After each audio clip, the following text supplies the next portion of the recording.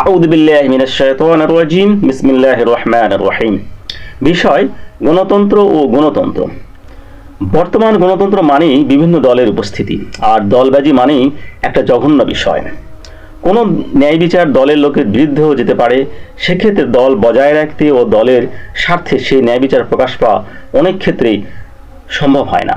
এই বিবেচনায় গণতন্ত্র তথা দলবাজি জঘন্য বিষয়। তাছাড়া তথাকথিত দলবাজি সম্বলিত গণতন্ত্রের কারণে আমরা ব্যক্তিগতভাবে, আমরা জাতিগতভাবে একত্রিত বা ঐক্যবদ্ধ হতে পারছি না, যা আমাদের জন্য বিরাট ক্ষতির কারণ। উপনিবেশিক শাসনে বিদেশিরা শোষণ করে দেশীয় জনগণকে, আর আমাদের বিদ্যমান গণতন্ত্রে এক দল শোষণ করে আরেক দলকে। জনগণ সম অধিকার নিয়ে বাঁচতে চায়, তাদের সার্বিক স্বার্থ সংরক্ষণ জাতীয় ও পারস্পরিক ঐক্যের দাবি করে। ঐক্য বিনষ্টকারী সকল দলবাজি ও দলবাজি সম্বলিত গণতন্ত্রকে শত ধিক্কার এবং বিদায়। গণতন্ত্রে বিদ্যমান বিভিন্ন রাজনৈতিক দল সৃষ্টির কলা হচ্ছে দেশের একচ্ছত্র ঐক্যের পরিবেশকে বিনষ্ট করে দেশের জনগণকে বিভিন্ন ভাগে বিভক্ত করে দেয়া, পরস্পর বিরোধী দ্বন্দ্ব শত্রুতা সৃষ্টি করে দেয়া ও অগ্রযাত্রা স্তীমিত করে দেয়া, যা কখনই শুভ ও কল্যাণকর নয়। গণতন্ত্র বা মেধাতন্ত্র সর্বোচ্চ জ্ঞান গণতন্ত্র বা মেধাতন্ত্র সর্বোচ্চ জ্ঞান, সর্বোচ্চ সততা এবং সর্বাধিক যোগ্যতার পরিচালনা বা শাসন ব্যবস্থা, যা গণতন্ত্রে সম্ভব নয়। পরামর্শতন্ত্র ও বা গণতন্ত্র বা মেধাতন্ত্র শুধু রাজনীতি নয়, ধর্ম, সমাজ, প্রতিষ্ঠান ও জীবনের সর্বক্ষেত্রে সুন্দর, শান্তিপূর্ণ ও সুখকর সমাধানের জন্য প্রয়োগযুক্ত। অংশগ্রহণমূলক কর্তৃত্ব বা পরামর্শমূলক কর্তৃত্ব মানব সমাজের মধ্যে শান্তি উন্নয়ন বয়ে আনতে পারে। এর ভিত্তি হলো পরামর্শ পরিচালনা ও গ্রহণ এবং উত্তম প্রক্রিয়ার মাধ্যমে পরামর্শ সম্পাদন। পরামর্শের ভিত্তি হলো অভিজ্ঞতা বা বাস্তবতার মাধ্যমে প্রমাণ, পরীক্ষার মাধ্যমে প্রমাণ ও যুক্তির মাধ্যমে প্রমাণ উপস্থাপন এবং উপস্থাপিত প্রমাণের আলোকে উত্তম ও সর্বোত্তম বিষয়, ব্যক্তি, সিদ্ধান্ত ও কার্যক্রম বাছাই, গ্রহণ ও পরিকল্পনা। পরামর্শে একটি প্রক্রিয়া পেশ করা হলো।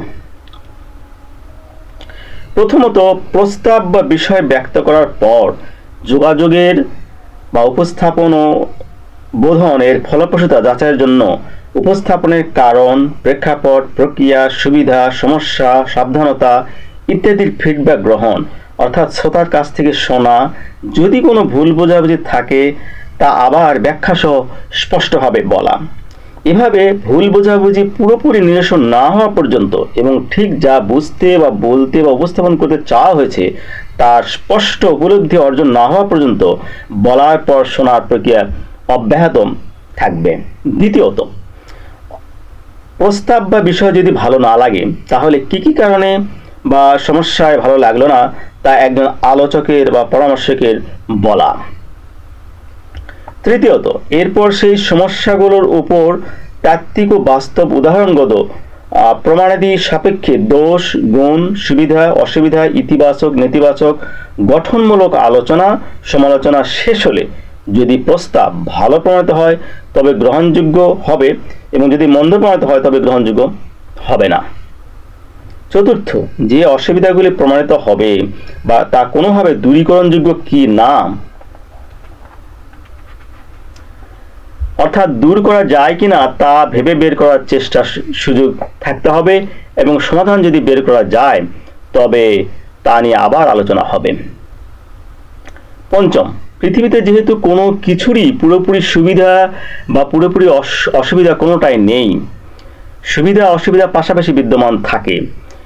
যেহেতু পৃথিবীতে কোনো কিছু অবিমিশ্র কল্যাণ বয়ে আনে না, সেহেতু শুধু সুবিধা অসুবিধার বিশ্লেষণ, ফলাফল নির্ণয় ও প্রমাণ করাই যথেষ্ট নয়, বরং সুবিধা অসুবিধার প্রেক্ষিতে মোট সুবিধাজনিত প্রাপ্তির পরিমাণ ও মান মোট অসুবিধাজনিত হারানো বা ক্ষতির তুলনায় সন্তোষজনকভাবে বা উল্লেখযোগ্যভাবে বেশি প্রমাণিত হলে প্রস্তাবটি গ্রহণযোগ্য হবে, অন্যথায় গ্রহণযোগ্য হবে না।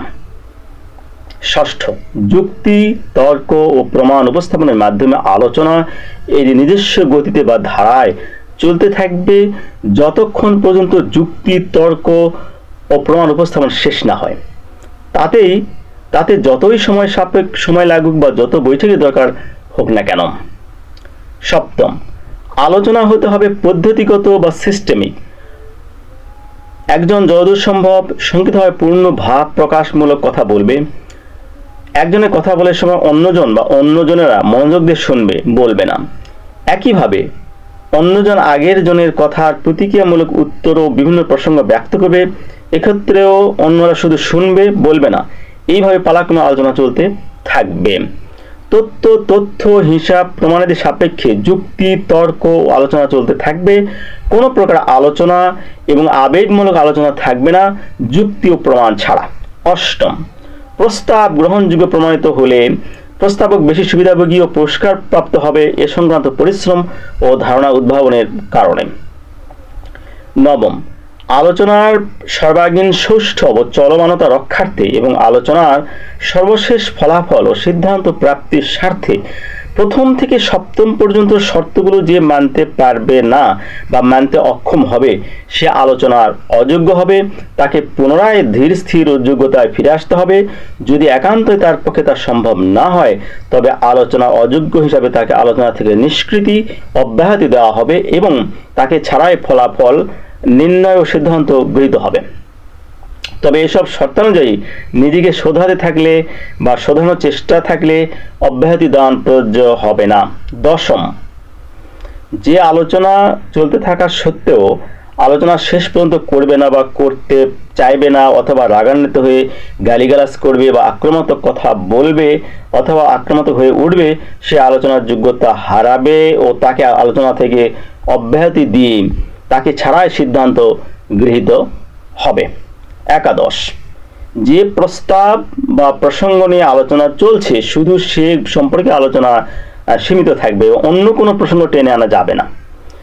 কেননা আলোচনা ভণ্ডুল ও বিশৃঙ্খলা দেখা দেবে এবং তা যদি কেউ করে তাকে আলোচনা থেকে বাদ দিয়ে তাকে ছাড়াই সিদ্ধান্ত গৃহীত হবে। তবে নিজেকে অবশ্যই শোধরাতে হবে এবং শোধরাতে থাকলে অব্যাহতি বা বাদ যাওয়া থেকে নিজেকে রক্ষা করতে পারবে। নিজেকে শোধরানো অক্ষম বা অসম্ভব অবস্থায় শুধু অব্যাহতি।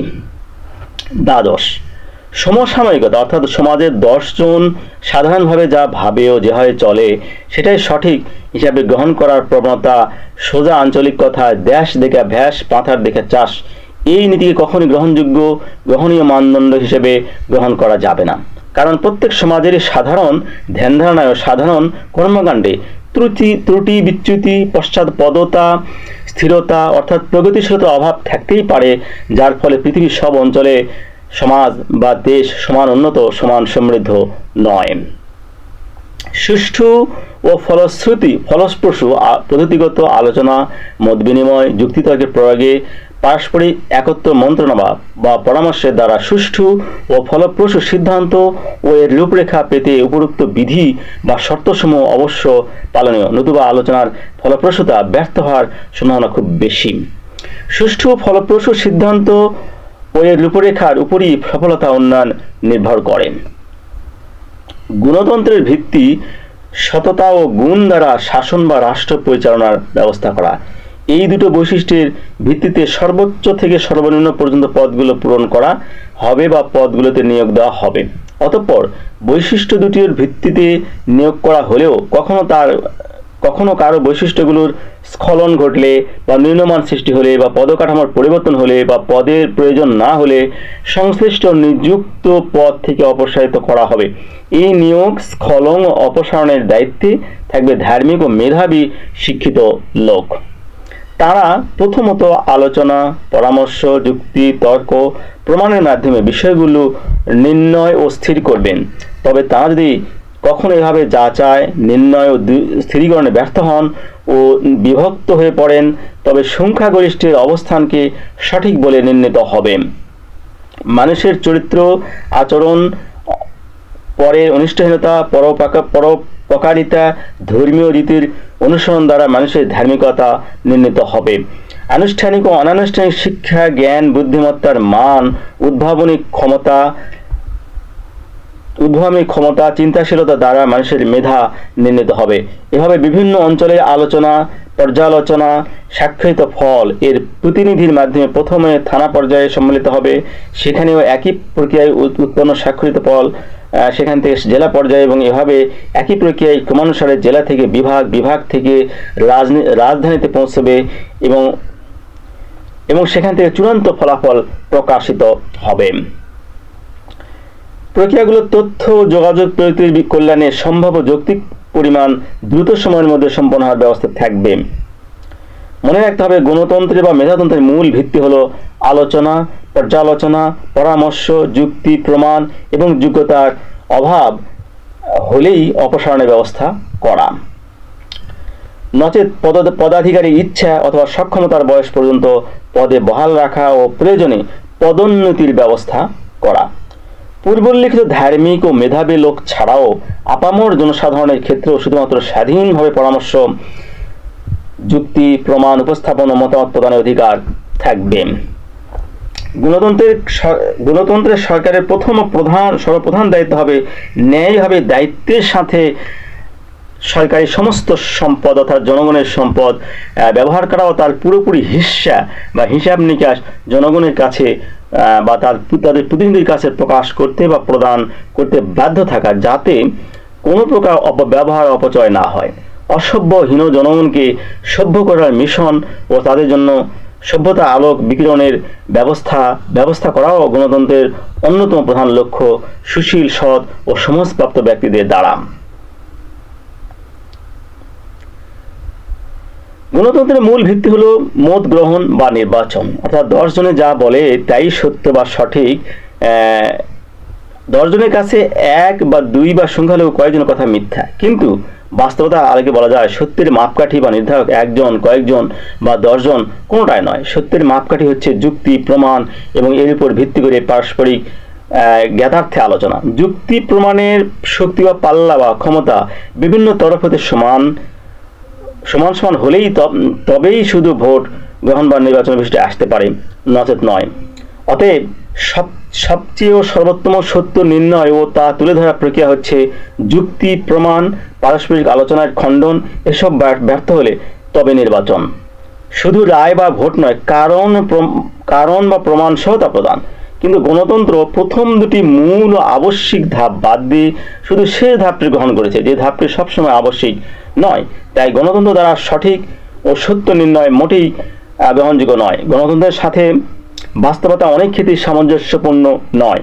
গণতন্ত্রে মাথার সংখ্যা গণনা করা হয়, কিন্তু মেধার বিষয়টি উজ্জ্ব রাখা হয়। সমাজে গুণবান ও মেধাবী লোকের সংখ্যা সবসময়ই কম দেখা যায়, পক্ষান্তরে গুণ ও মেধায় দুর্বল লোকের সংখ্যা বেশি দেখা যায়।